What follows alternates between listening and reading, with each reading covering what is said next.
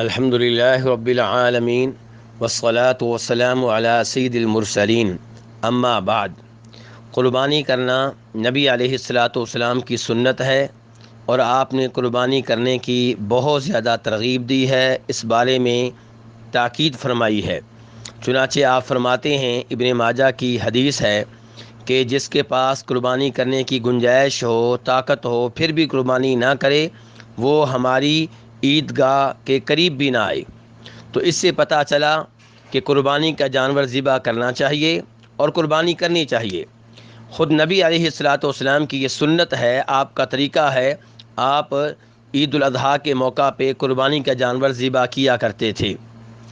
آج کل کئی ایسے لوگ ہیں جو خود قربانی کرنے کی بجائے قربانی کے جانور کی قیمت غریبوں اور مسکینوں کو دیتے ہیں، بلکہ دوسرے لوگوں کو بھی اس بات کی ترغیب دیتے ہیں۔ یاد رہے کہ یہ عمل درست نہیں ہے، یہ نبی علیہ السلام کی سنت سے اعراض ہے، یہ شریعت سے اعراض ہے۔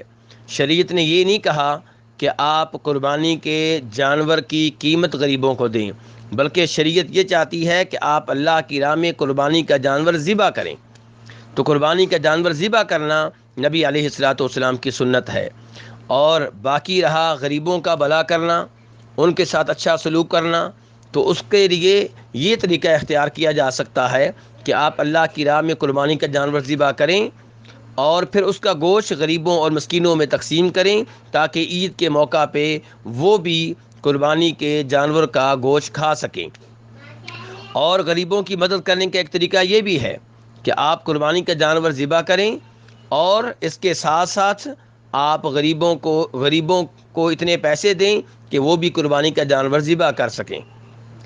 لیکن یہ کہ خود آپ قربانی کا جانور ذبح نہ کریں اور اس کی قیمت غریبوں اور مسکینوں کو دے دیں، تو یہ نبی علیہ السلام کی شریعت سے اعراض ہے اور یہ درست نہیں ہے، یہ بہت ہی خطرناک سوچ ہے۔ اللہ تبارک و تعالیٰ سے دعا ہے کہ وہ ہمیں نبی علیہ السلام کے طریقے پہ چلنے کی توفیق عنایت فرمائے۔ آپ نے فرمایا تھا، فمن رغب عن سنتی فلیس منی، جو میرے طریقے سے اعراض کرے، میری سنت سے اعراض کرے، وہ میرا نہیں ہے۔ اللہ تعالی ہمیں نبی علیہ السلام کا سچا پیروکار بننے کی توفیق عنایت فرمائے۔